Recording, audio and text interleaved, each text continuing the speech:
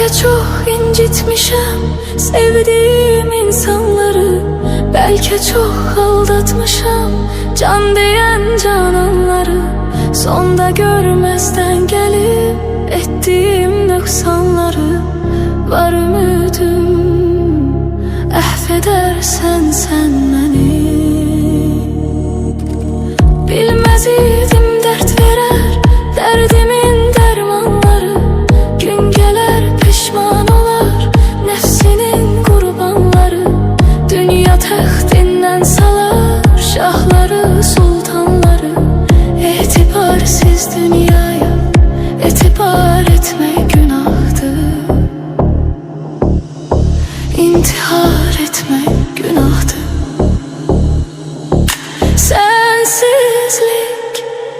Sensizlik çok çetin